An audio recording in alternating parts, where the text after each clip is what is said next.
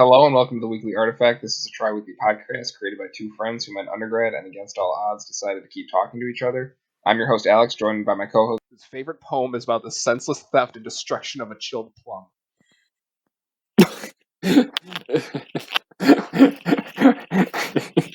Yeah, I thought that was so funny that poem was in the love section of some anthology or something. Like, what does this have to do? I'm Justin. The internet moves fast. The hot takes of today are less than distant memory by tomorrow. We're here to slow down and recover the content that's been lost along the way in order to make sense of where the world was, where it is, and where it will be. To that end, we've each chosen an artifact from the web to discuss together.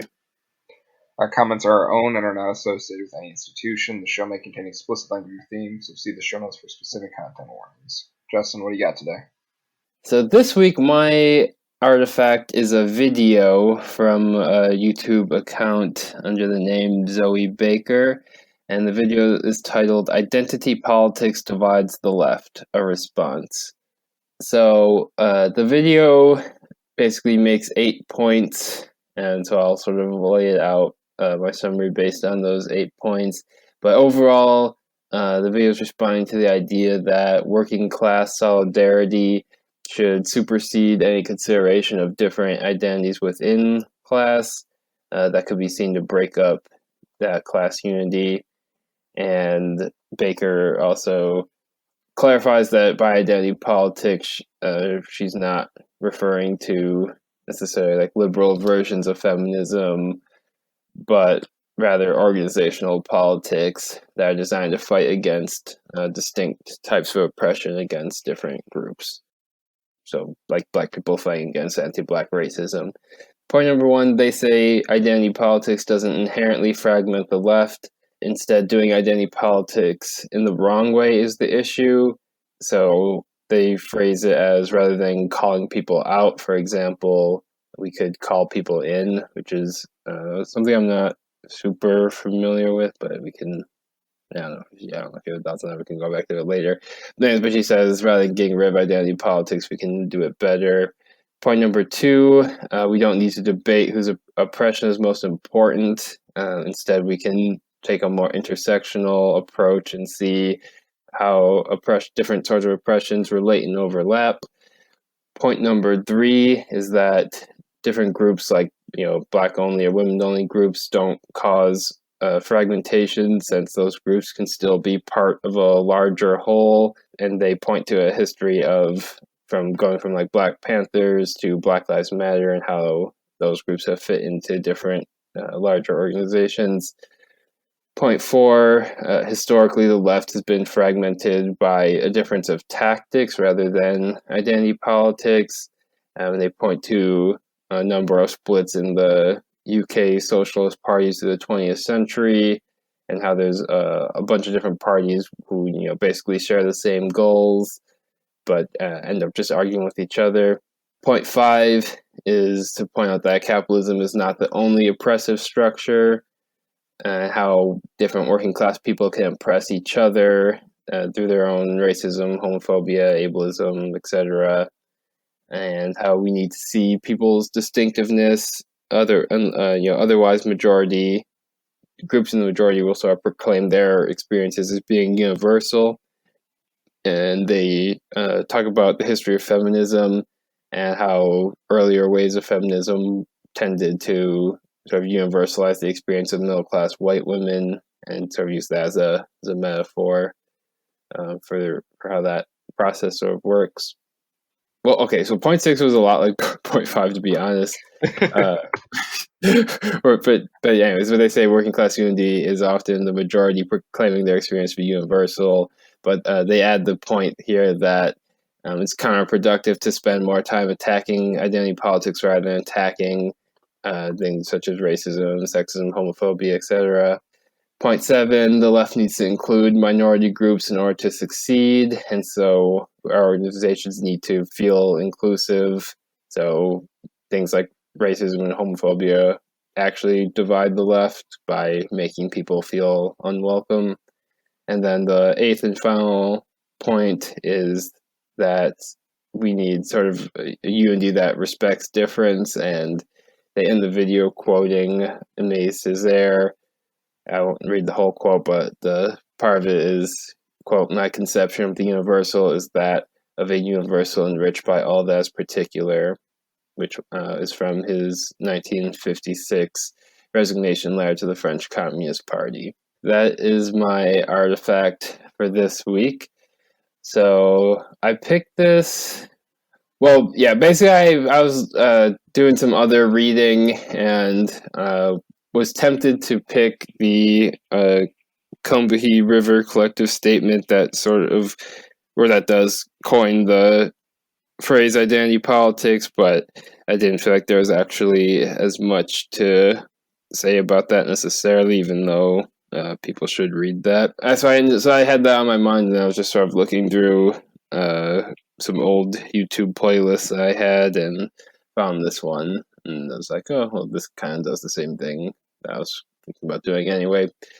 And so that's how I landed on this. And I will say too that I do think that there's more people who complain about class reductionists than there are actually class reductionists. However, I still do think it's probably worth discussing, and I think there are some good points made in here. But I will let you have the floor now, Alex. Oh, what did you say you wanted to? Oh, the letting people in instead of like, or what was it? Oh, calling people in instead of calling them out.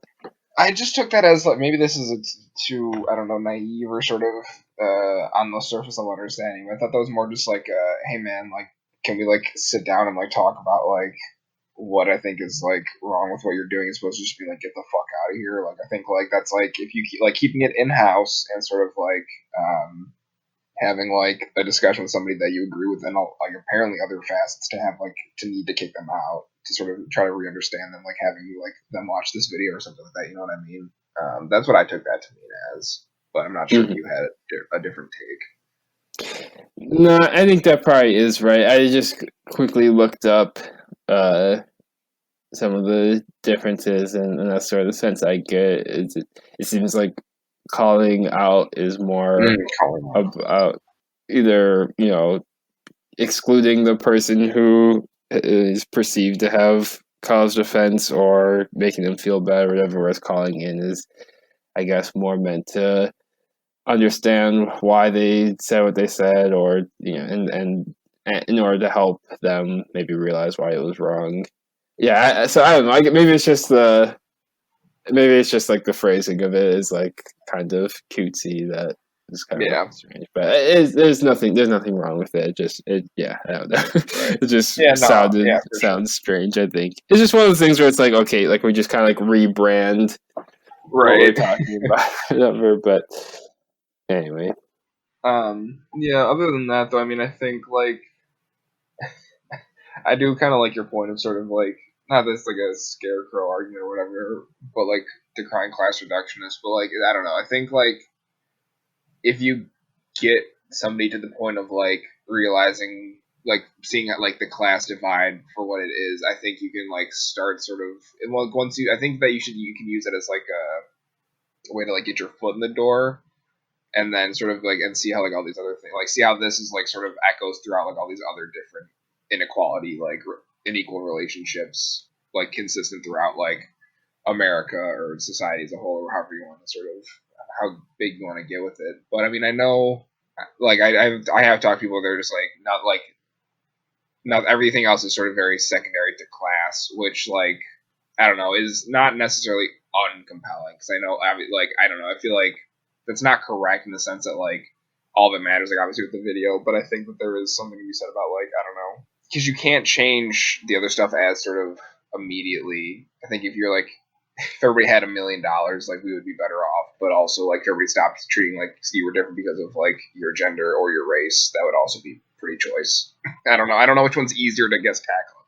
I just know that I can money is a more physical like entity to like hold and comprehend in some capacity. So I think it's easier for people to like start there.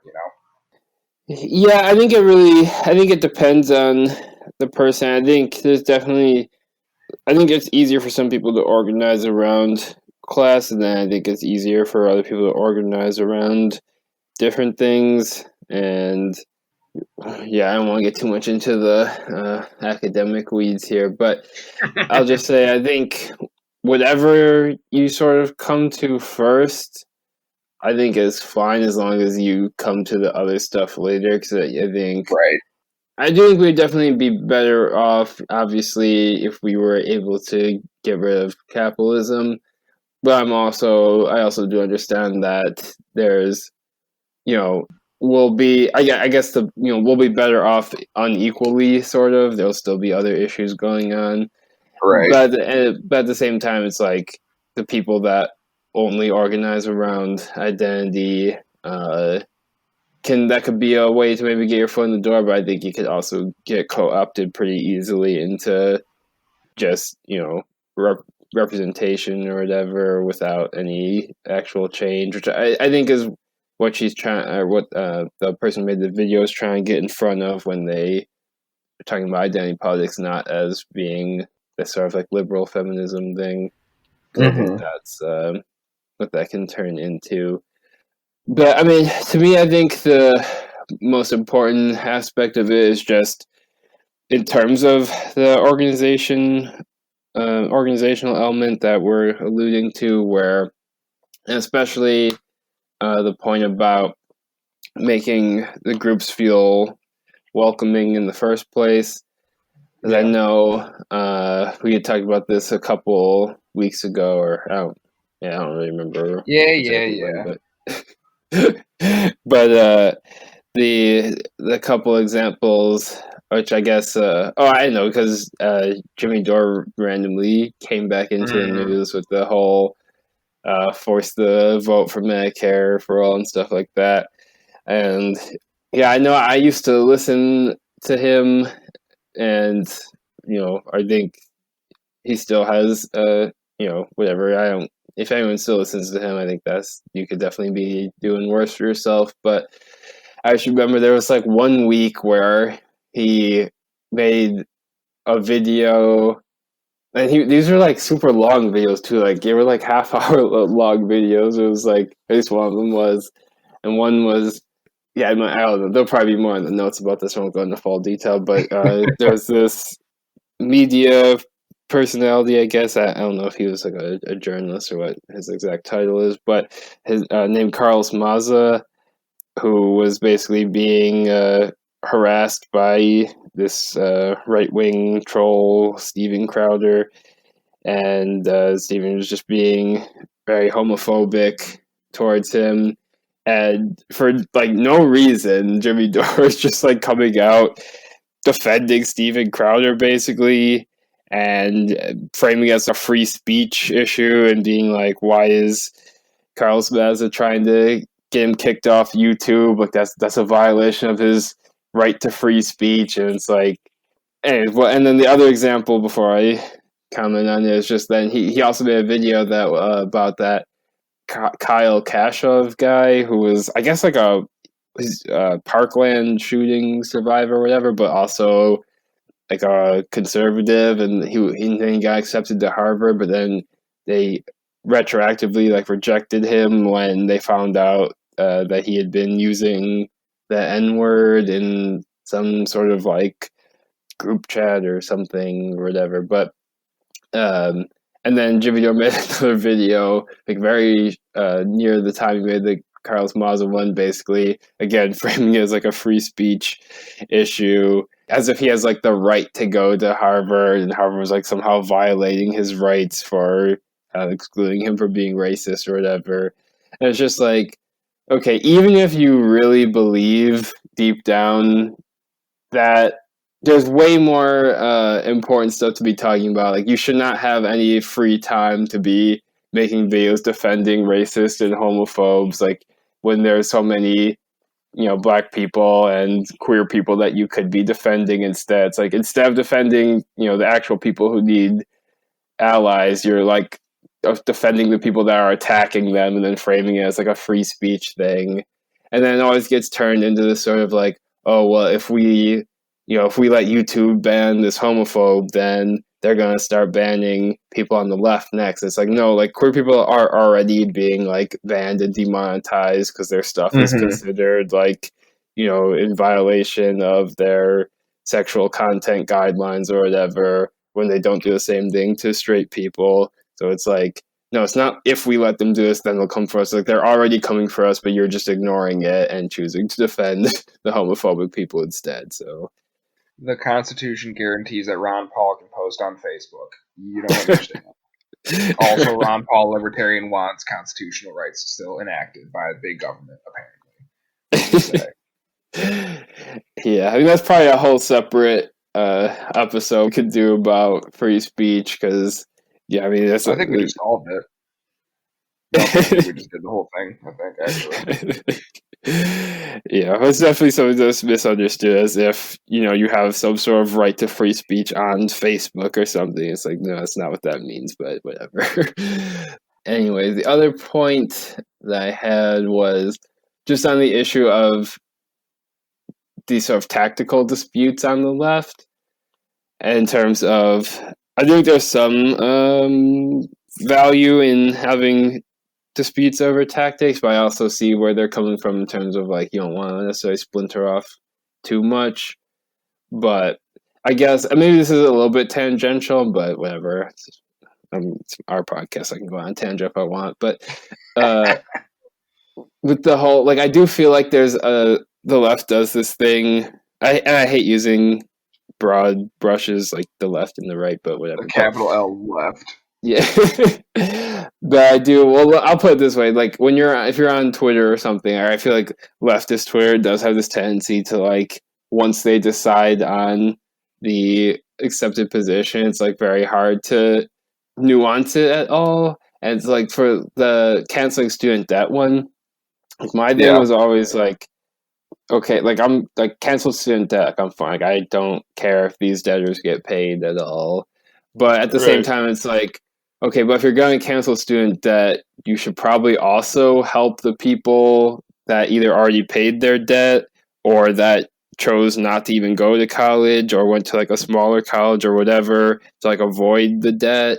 And it's like you say that and you just get jumped on. It's like, oh, you don't want to cancel the debt. It's like, no, I actually want to like give out more money than you do. I'm actually trying to do.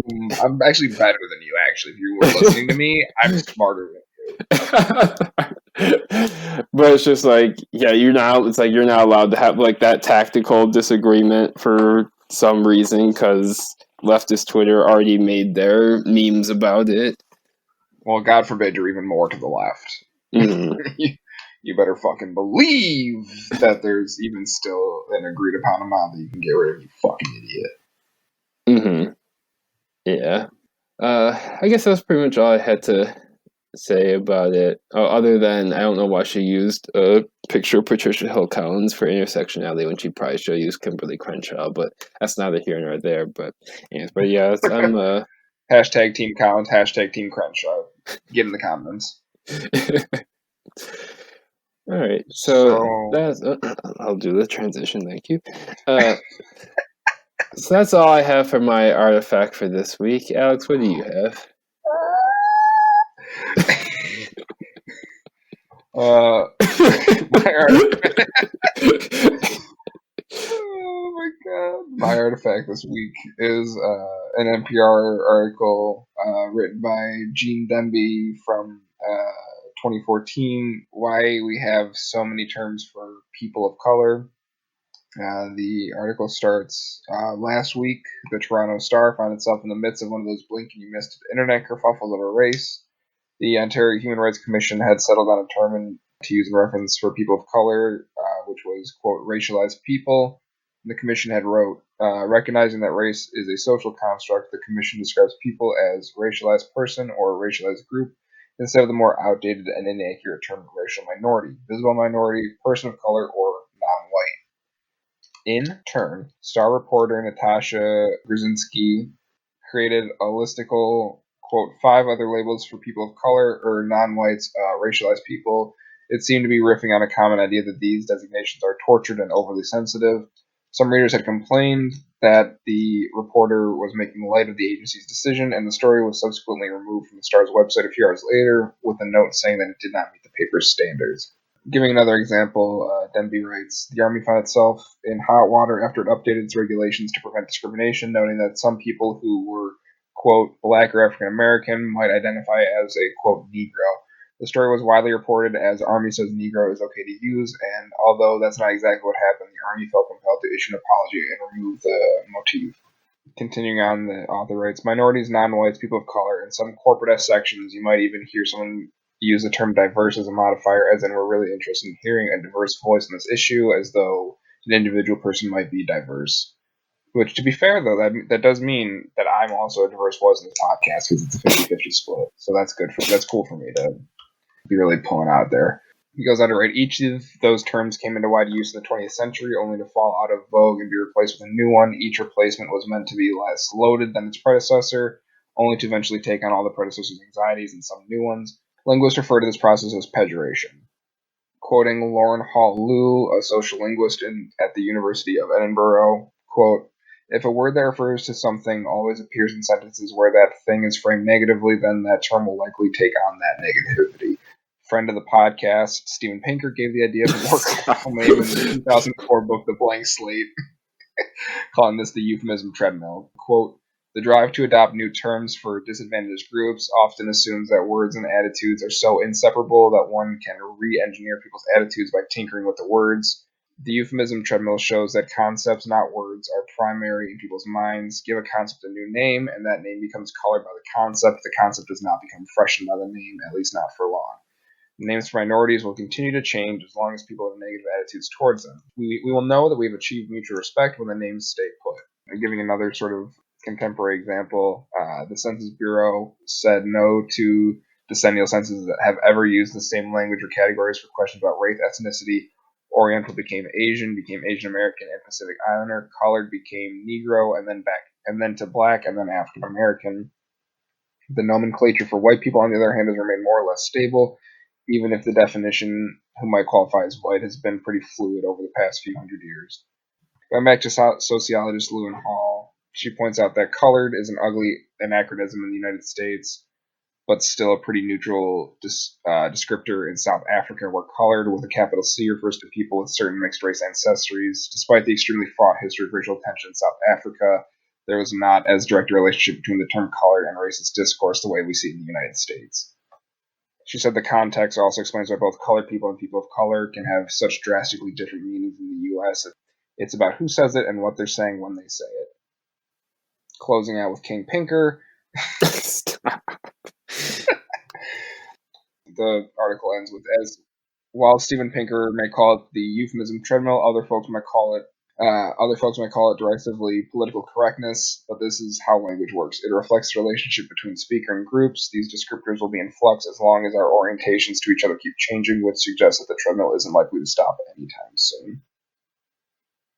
The article also talks about reclaiming of words and how there's not even a consensus among sort of the ethnic groups that the words refer to, noting that there isn't a consensus in the Black community as whether Black or African American is preferred. Many toggle back and forth and employ their own personal taxonomies. And noting about reclamation, Hall Liu says successful instances of reclamation suggest that those speakers have enough social capital in certain communities at least to make it stick, which, for example, might give us some insight on the cultural changes in legitimacy granted to speakers who identify as, quote, queer. Now, this was in 2014, and Justin, as you all know, we have actually come to, in the year 2021 now, we have all come to a consensus on which words are correct. So would you like to list those off for me? Yeah, I mean, I think it's strange because obviously, or maybe not strange, but I don't know the right word, but because you can't know whether or not the words are gonna continue to switch, which I think actually maybe relates to some of what we were just saying about like this, once there's like consensus, it's hard to disagree with it until the consensus suddenly like switches. But yeah, 'cause it's like there's certain words that are accepted now feel almost permanent in the sense that it just in terms of the sense that there is a consensus, but yeah, obviously we won't know till later if the words are actually here to stay or if we'll continue to find different words.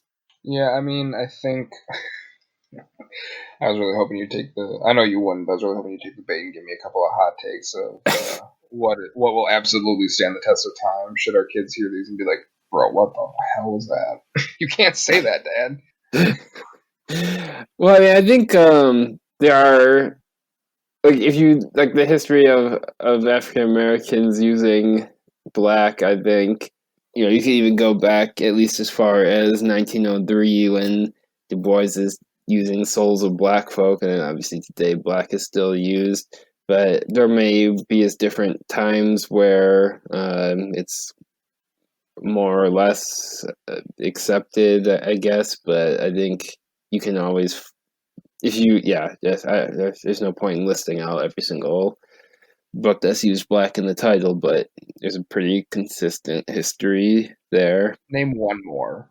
Black Bourgeoisie by E. Franklin Frazier. All right, never mind. Fine. All right, you made your point.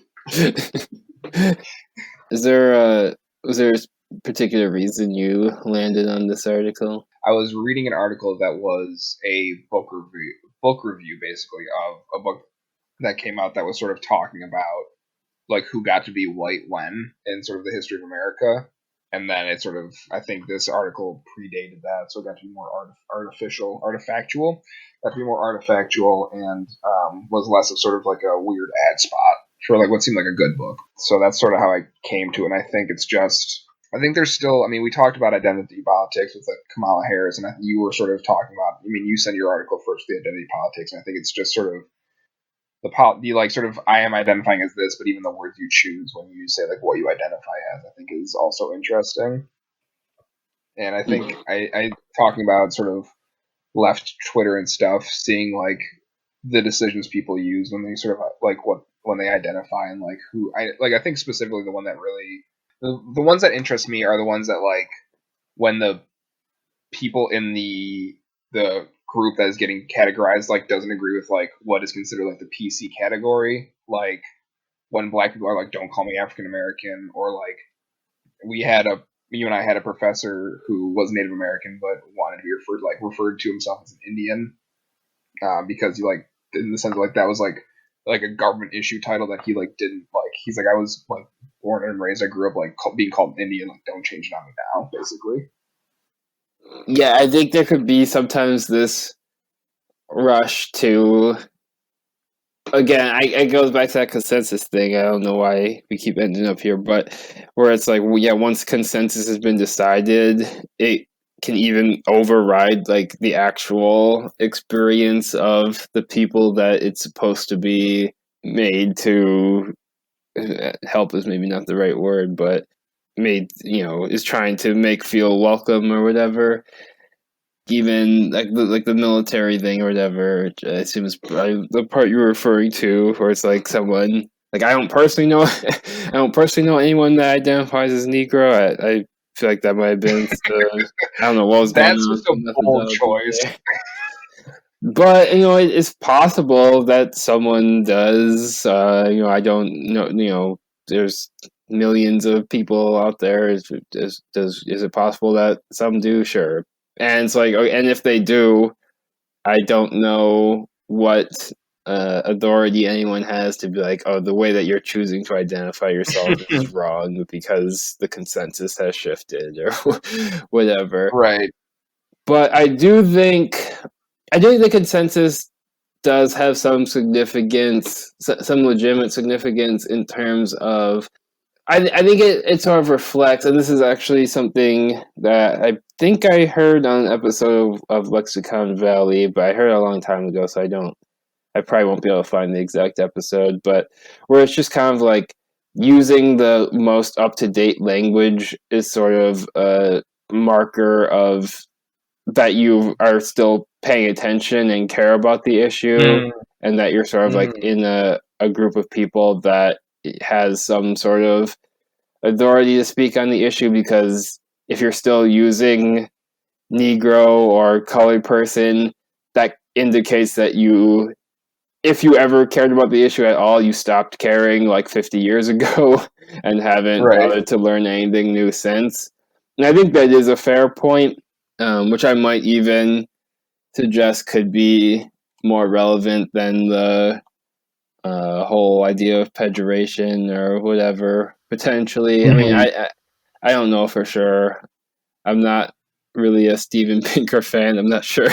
You're memeing yourself a little bit there. I don't know why, but you're the one that keeps having him in the article. So I don't know. But I also don't really know. I don't know what authority Steven Pinker even really has necessarily to know this stuff. So intellectually, I don't really agree with Steven Pinker, or philosophically or morally. He's just a hair icon for me, and so that's sort of why I keep him around in the back pocket for the flow. To do the other side of the argument, though, I don't advocate for the devil. I'm not a legal attorney yet. Please don't sort of give me that legal responsibility. But I think there's also this thing, like, and we've talked about sort of the woke town, like, dunk fest, though, where I think, like, if somebody makes a good point, but they, like, don't use, like, something that isn't necessarily, like, problematic, but not, like, the best term, you'd be like, well, you don't know what the fuck you're talking about because you said this, or, like, they're like, well, actually, we don't say that anymore. And then also, like, this might be a straw man argument, but, like, people sort of, like, learning the language so that, not the straw man is learning the language so that companies can sell you on wokeness, but maybe more of a straw man is somebody like a troll coming in, like, learning the language and, like, just, like, trying to make, like, right wing points, but, like, knowing to, like, say, like, the right things to, like, get in the door. Mm-hmm. Yeah, I mean, you definitely can see the co-optation of different language from. I mean, I think you see it with conservatives sometimes, and with also liberals as well, where it's like this language of. I mean, the joke is always like, we're gonna, we need more women prison guards or whatever, and but we do. Yeah. And where it just becomes like a representational thing or whatever. But I mean, the conservatives, I feel like, are definitely the worst, where it's like they'll take up the language of like victimhood or whatever. It's like, it goes back to, actually, I don't remember if we were talking this before the podcast or during, but where it goes back to like my free speech is being taken away, like I'm a victim of some sort of like repression because my Twitter got suspended for using the N-word or something, like. And that's not even necessarily like the language of victimhood is like central to the left, but it's kind of like, but though I guess just sort of like framing it as like I'm being oppressed somehow, I guess, is a better way to put it. Right. I think the other thing that I thought was worth mentioning about this article was just about how words can also change because different groups get more sort of agency to name themselves, where it sort of points out like autonyms versus exonyms. Yes. Because I think that relates back to our episode on changing history, where it's like, like, oh, why are you? Well, in the episode we talked about like, why is this history changing? But in this case, it's why is that word changing? It's like, well, because we've now found like a better way to do it. But then at the same time, right after that has where it says things can be contested to, which I know you talked about, which I think is a good point too, because that's another sort of pet peeve is they'll be like, oh, well, this group believes this thing or whatever. It's like, no, like every group is, there's always going to be disagreement in any group you have or whatever, where it's like, you can't just talk about, well, Native Americans did things this way or whatever. It's like, okay, some of them definitely do, but, and that could be a useful shorthand maybe, but it's also there's never going to be like one homogenous way of doing something within any group. Yeah. Negroes can't even agree with each other, you know what I'm saying? That plus your little opening, you're about to be canceled. All right. No, you can't cancel me. I'm in the safe room. It could be the most offensive transition to the safe room we've ever had. Both offensive in terms of not being funny in the context.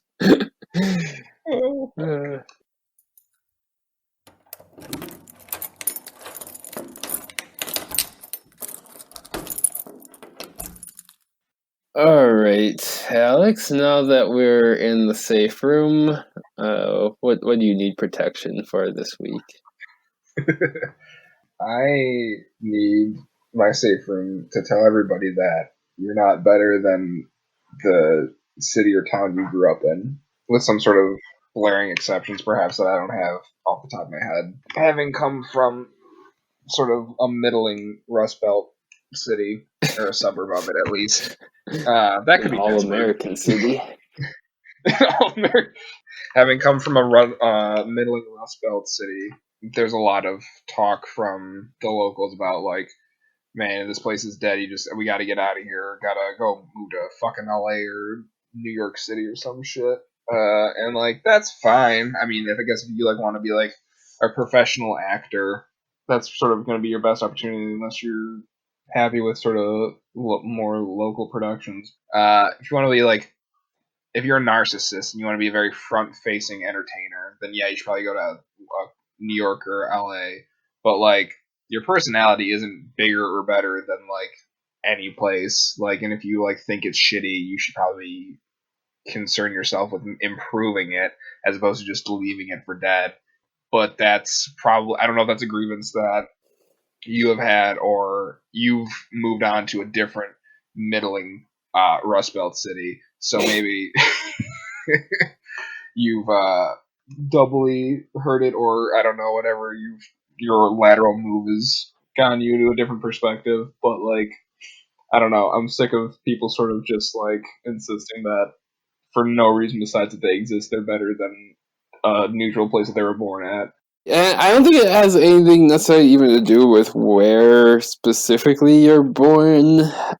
I think this is a fairly, maybe universal, maybe a little bit too strong, but a fairly common, at least, occurrence where it's like people just feel like they have to leave wherever they're from I think it's kind of just boils down to like the grass is always greener on the other side kind of thinking, where it's like you just kind of become unhappy with your situation for whatever reason instead of, and I don't know, I don't even mean to frame this as like they're definitely wrong. Because I think sometimes leaving, you even said it in that like there are some cases where it could make sense. There might even be some more, but whatever. It's not worth getting into every individual instance. The point I'm trying to make is that I think a lot of times too, sometimes the issue is, you have to figure out something about your own self. You can't just take your same self and place yourself in a different location and then think that everything is now fixed or whatever. I think that's something that I see from people where it's like, well, yeah, just moving from, especially if it's like a lateral move or whatever, but just moving from one place to another, that's not going to unlock any new opportunities automatically just because the people from the place you just moved to, some of them are also moving because they felt like they didn't have opportunities or whatever. So Right. Yeah, I think like barring sort of extreme examples of sort of like abusive like relationships with like other locals or something like that, but like that's the exception. And as we've talked about with our sort of my safe about driving, like it's an exception for a reason. It's probably not you, dear listener, or person that exists, complainer, including ourselves, not the exception. So like it just seems like an excuse to like you said, not take stock with how sort of middling and mediocre you are and blaming like your surroundings as opposed to just being like you could just be top dog in like this place or you could be shitty here or shitty somewhere else. Like you could sort of make yourself better and that's not dependent on your area code. And if it is, it's like either really like says how little control you have over your own life or you're wrong. Mm-hmm. Maybe it's even. I wonder too if it matters now that, because I feel like before all the social media and stuff, maybe you could leave to sort of almost start fresh. But I don't even know whether or not. I think to some extent you still could, because obviously if you wanted to, I mean, you already said like abusive relationship, but even maybe just like if you wanted to sort of start fresh with your relationships for whatever reason, I guess that could be a potential way to do it. I don't know. I feel like I'm trying to think of all the reasons why it could make sense. But yeah, I mean, I don't disagree with your take. Ultimately, I think in most cases it's better to sort of look within before you just default to, well, I'm gonna move and fix everything. You'll still be depressed in Palm Beach, I promise. You'll still have writer's block in Hoboken. I thought you weren't gonna say where we're from. Oh my god. No matter what, we will never be from New Jersey, alright? Sleep sound. But that's all I've got, Justin. What do you need protection from in the safe room? What's getting you canceled this week?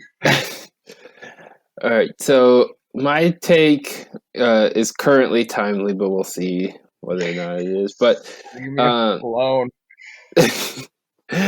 But I was just reflecting as the Trump presidency is coming to an end here, and how, and specifically thinking about that coup attempt, or whatever that white supremacist terrorism. But I think what this ultimately proves is that Bush was actually still a worse president.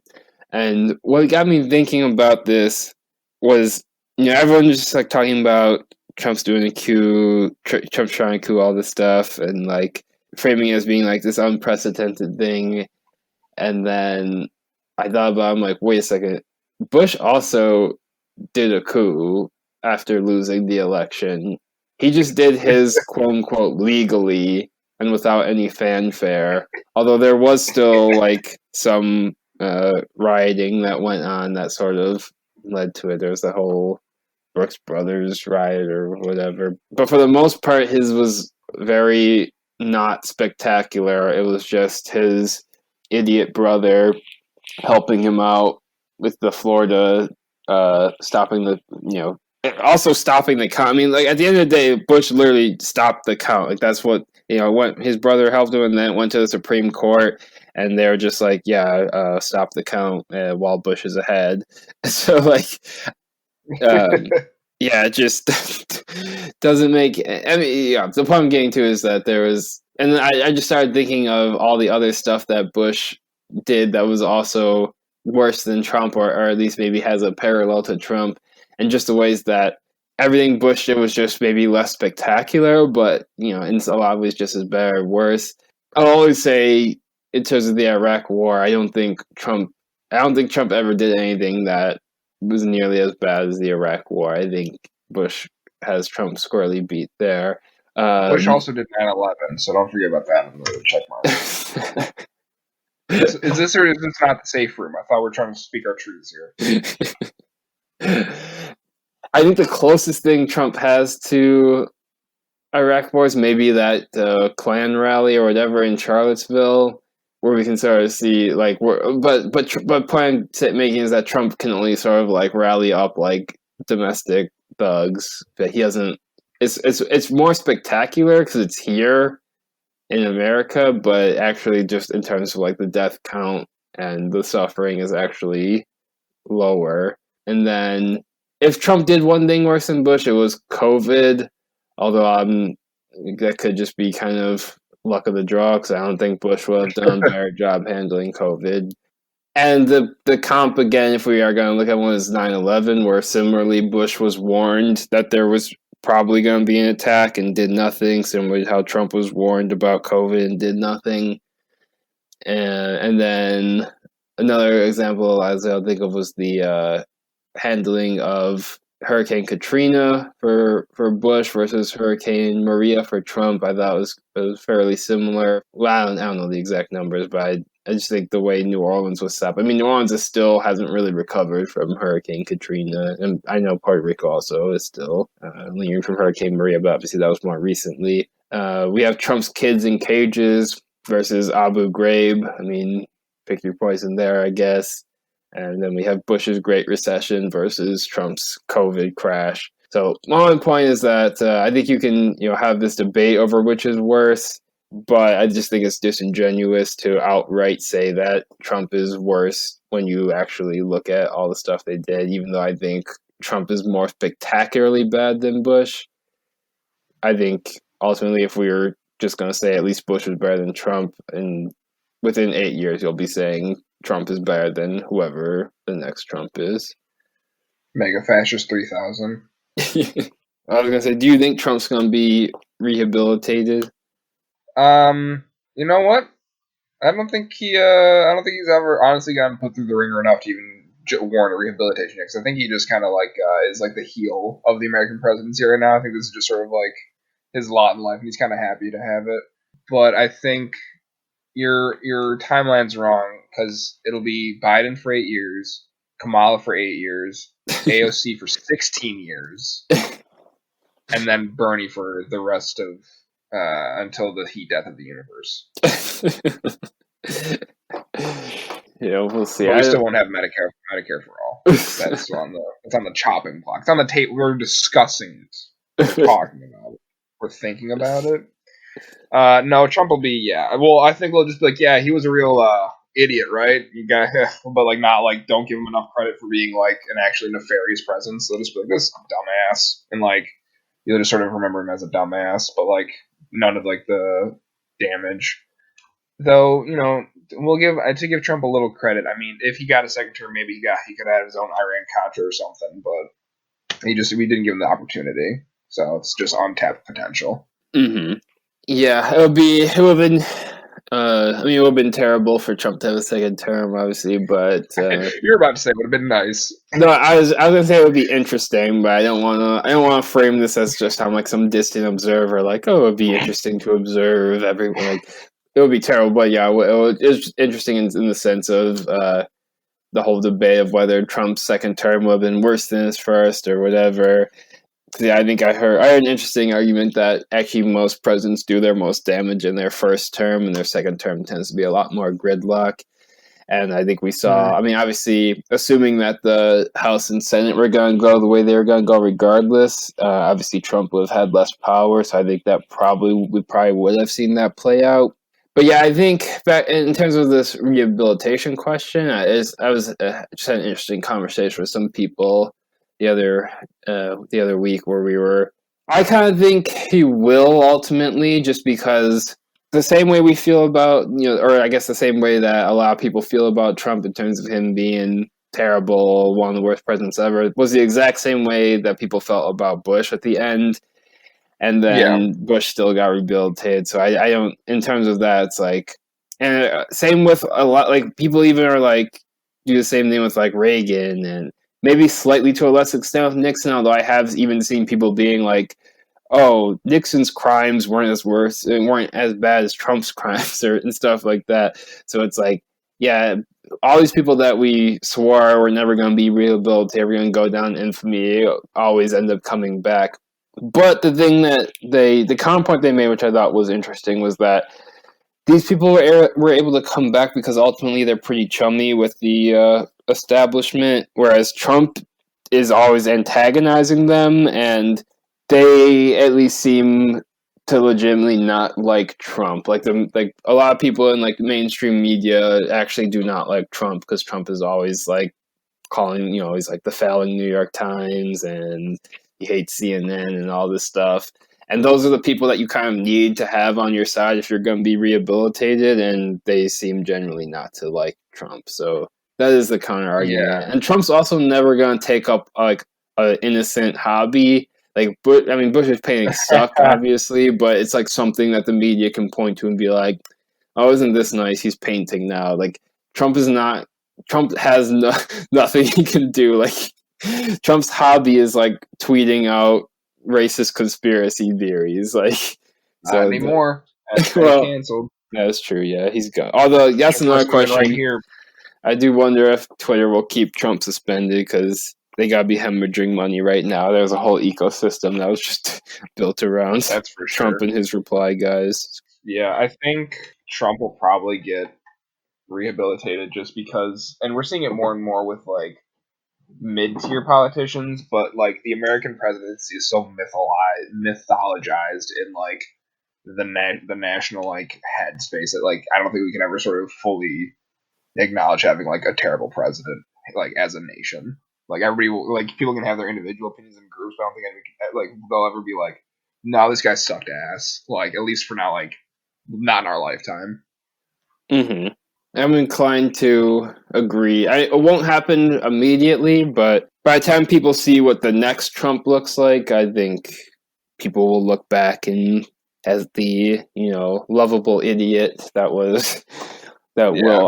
be Trump in the rose tinted glasses of nostalgia. It's just your goofy uncle at the dinner table that also rapes people and is like deeply bankrupt, but talks like he's got money and a narcissist and racist and I'm trying to think of the hot. I can't remember all these trumpets.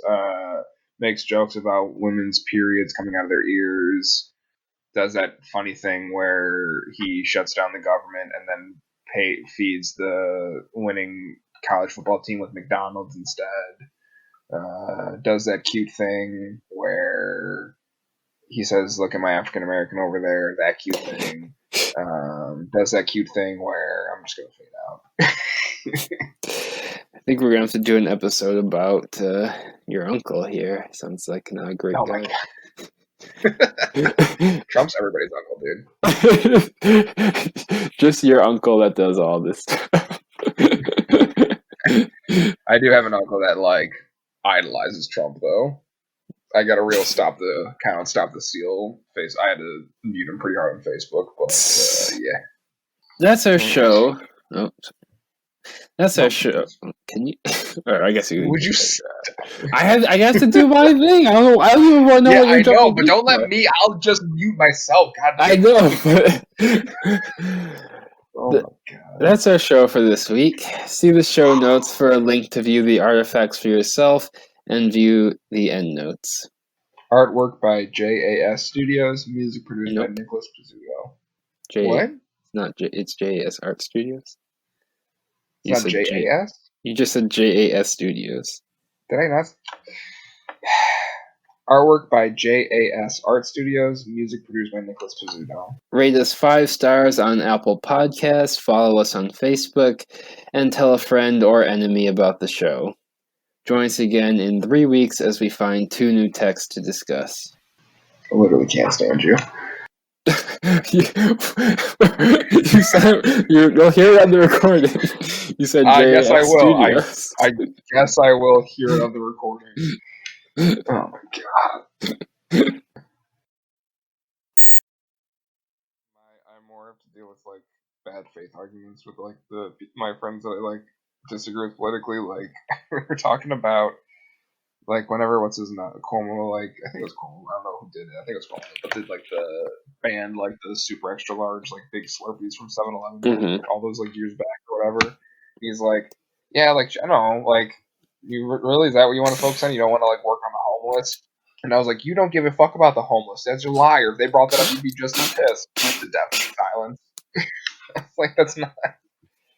Oh my God. I was like, yeah, you're right. The liberals just sort of take like the front facing like good field points and like easy policy that nobody actually gives a shit about, but you also don't care. Like you would be able to be screaming if there's an anti-homelessness fucking act getting passed. Yeah. So it's just like you just got to go for like the quick dunk and get out of there. It's my like strategy. Yeah, although I've noticed sometimes you go for the dunk and it's like they can't. I don't want to say they're like too stupid to get it or something. Yeah, I don't know the right word, but there'll be times where I'm like okay, so for when she was like, yeah, call this too generous to poor people or whatever, I'm just like, yeah, that's the problem, that poor people have it too easy in life, and like no one got it. They were just kind of like still nodding along. I'm like, oh wait. I'm like, oh, okay, that just went over your head. So okay, so I can't. There's no quick dunks here. I have to like start at the beginning. Yeah,